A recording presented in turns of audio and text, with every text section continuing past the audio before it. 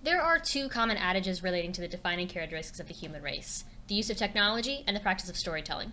So, how the two intersect might be a teensy bit interesting, but everybody and their grandma and their dog's grandma could all spend literally forever trying to answer this ginormous question, and we wouldn't really find any conclusive ending. So, to scope this particular video essay, I'm looking specifically at the use of outdated audio technology in horror genres. Note, I'm being specifically and purposefully vague in my definition of horror. This can be gory, creepy, terrifying, spooky, or even just plain odd. I do not want to be restricted based on this particular definition. That is not what I'm curious about here. Technology's inclusion in horror is by no means novel or special. We get it. But I have noted an increase in the use of storytelling devices that rely specifically on older audio technology. I'm looking specifically at the widely popular podcasts Welcome to Night Vale and the Magnus Archives. Both of these stories rely on telling seemingly innocuous tales that border on terrifying and rely on the storytelling device being through older technology, such as the radio show in Welcome to Night Vale and cassette tapes in the Magnus Archives. Because I am an academic and an internet user, I'm going to be structuring this video essay into a series of discrete categories with bulleted and numbered lists.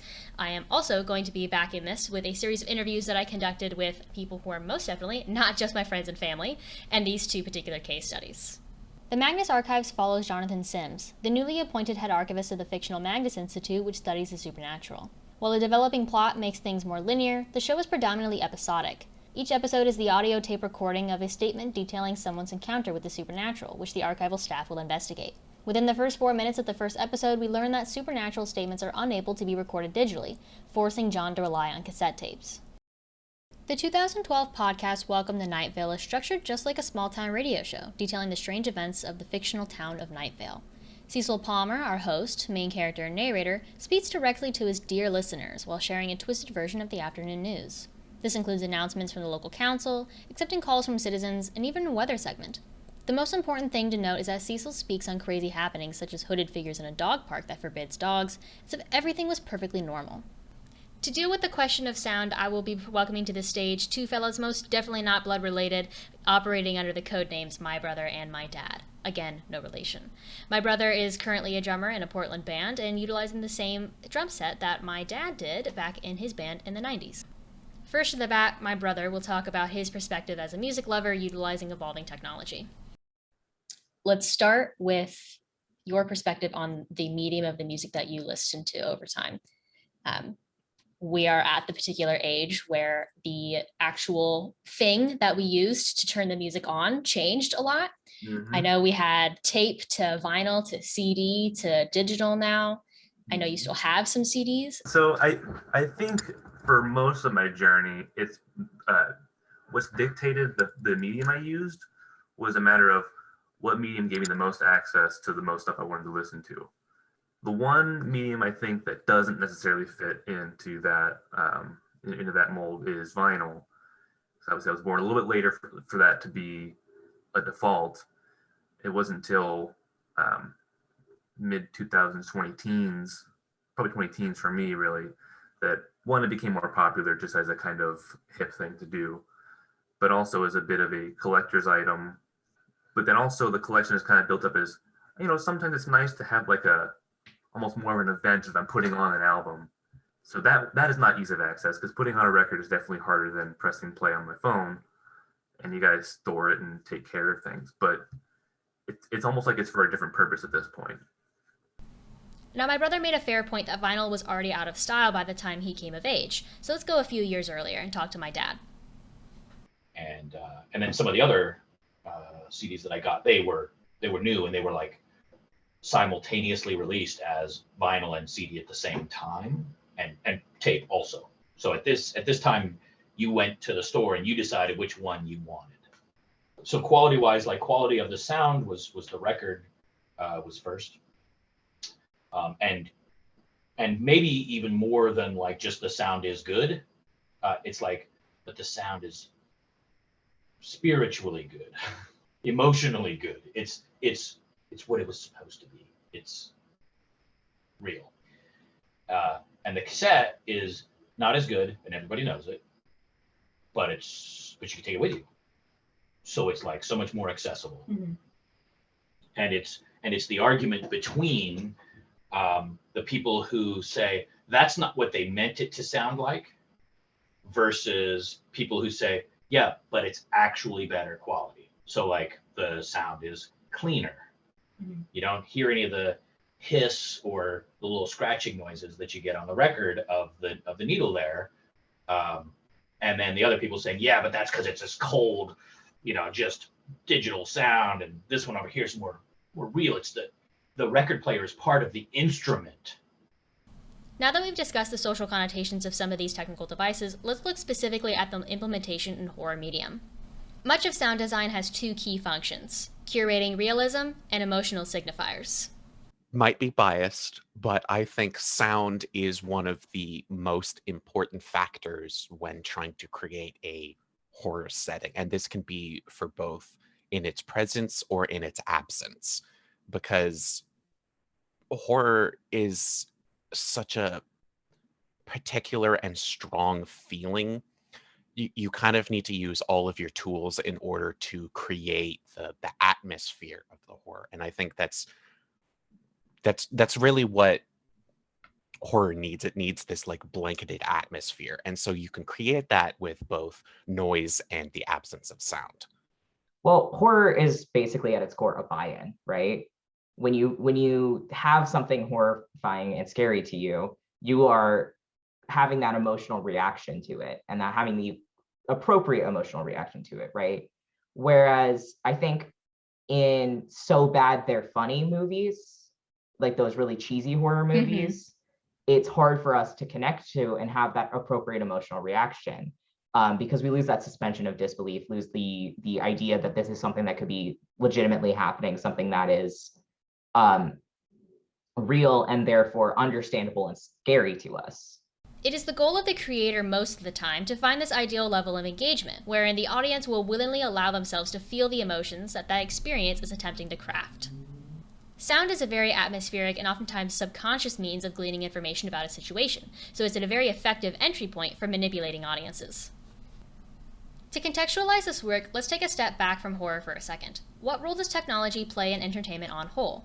Through my research and interviews, I found 4 distinct roles that technology tends to play in entertainment.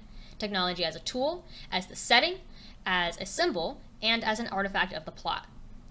Looking at technology specifically as a tool, this is oftentimes going to be a means to an end for the characters. This is something that they use to accomplish some task. Our own Schriftsteller extraordinaire describes its use as a shorthand tool used by writers. Some of it's just shortcuts, right? Like you were talking about how you have to take the phone out of the equation or else they're just gonna like call the police or whatever. Mm-hmm. That's just like a quick and simple solution where you're taking power away from the character who normally has it. Like normally you have a phone, you have the power to call someone, let someone know that something's wrong. Now that power is taken away. You have to deal with this on your own. Technology defines a setting when it widely defines the universe and its rules. Sci-fi plays a huge role here, like steampunk or technological utopias vis-a-vis Star Trek. When we are talking about a symbol, this is in cases where we are gossiping. We're going behind the back via an allegory. A widely duplicated and referenced example of this is the machine in 1927's film Metropolis. In this case, the machine wasn't actually just a sum of its parts. It was about man's greed and capitalism and more other things. Go ahead and go watch the movie and do this analysis yourself. Looking at technology as an artifact of the plot, this is where my 2 case studies come in. This is different from the setting because it doesn't define the rules of the universe, but it does alter the way we perceive or interact with that world. It acts as a framing device of sorts. The conclusion of this phase is just to understand the multitude of ways that we incorporate technologies into our stories and the impact that that has on the story itself. Now let's jump into the fun part, talking about technology in horror. Before we look back, let's look forward. All of my interviews came to a pretty unanimous conclusion that we're afraid of the unknown and the uncontrollable. Modern and future tech can easily be both. When I think of horror, like one of the first things that comes to mind is the Alien movies. And like it's already like spooky and scary because, oh no, there's an alien. But it's specifically, you're fighting against the technology of the ship. You're trying to use technology and the science that you know to try to figure out what's going on. That idea that we're assuming that because we have this technology on hand, that it is telling us the truth. I noted 3 key dichotomies for how we represent and utilize older technology in our stories. It's important to understand that its use isn't always and only to increase the scare factor. Oftentimes, it's more about developing the world and the context to serve the story. My 3 dichotomies are isolation and connection, limitation and power, and authority and truth. Isolation and connection is all about the spectrum of how connected we are with other people in our lives. On the left side, with isolation, we have fear from failure of technology to connect us. And then on the other side, we have this fear of overconnection that oftentimes manifests as a loss of privacy or individuality. Our local woman in STEM notes that a particularly poignant and scary aspect of the Magnus Archives and its form of delivery is that it has a very isolated and contained point of view. There's a very singular perspective. Moving into our next dichotomy, we have limitation and power. Technology obviously has its limitations, and we're afraid of our loss of power and control because of it. The purposeful disruption of technology and the reliance on outdated tech plays into this. We do need to acknowledge, though, that as tech evolves, our standard definition of what lacking information is evolves with it. Perhaps the most interesting component of this dichotomy is when tech can actually be empowering. The Magnus Archives proves that some people can see older tech as being more dependable, durable, tangible, or even consistent. Things that are older have power maybe because they are old, because they've been around longer. Like how your grandma she just knows things, and you're like, how do you know these things, Grandma? Grandma's haunted. Because she's been around for 400 fucking years. A conclusion that we can pull from this is that the supernatural is not meant for the true-false dichotomy that's promised to us by newer tech. Forced perfection of new tech simply can't capture the supernatural because it exceeds perfection. It is imperfect and thus can only be captured by technology that is equally as imperfect.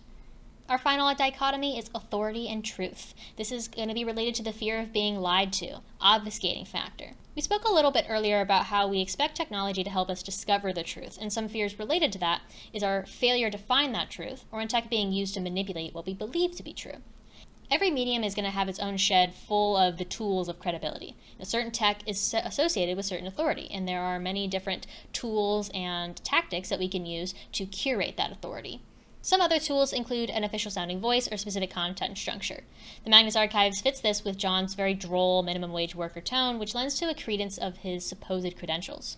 Many YouTube channels purposely manipulate these tools for credibility. How to Basic, You Suck at Cooking, even to an extent the series Don't Hug Me, I'm Scared, all rely on a well-established format and structure and purposely twist and break those rules to create discomfort. I haven't talked much about Welcome to Night Vale yet, and that's because I was saving it for this. The role of the radio show is all about establishing authority and a connection with the audience. The Magnus Archives is voyeuristic. John is not talking to us. We have no idea how long ago these were re-recorded. We know nothing. Welcome to Night Vale, though, purposely welcomes us into the story. The point of this podcast is to somehow reconcile a believable and absurd town. How do you make a town like Night Vale with glow clouds and hooded figures believable? Well, you don't write a horror story where you talk about how weird everything is. Instead, you utilize a credible position of a small-town radio host who shares the news like it's perfectly normal. This is a magical realism at work. The tone, the rhythm, the use of radio show segments. All of this and the personalized connection functions to create an air of authority. What Cecil is describing is real, if only in this one town. Well, it's right about that time I start saying thank you and tell you how to feel about things. Hopefully I've convinced you of something, though I didn't necessarily start this with the goal of being right, though I like being right. My main intention was to make you think about things. There's no future where technology isn't involved in our daily lives, in whatever form that might take. And storytelling, I truly believe and hope that, I really hope that that won't stop being a thing that we have in our daily lives as well. So, entertainment analysis might seem like a silly, fun pastime. It's still incredibly important to understand that the way we tell stories and the way we take in stories is heavily impacted by our own lived experiences.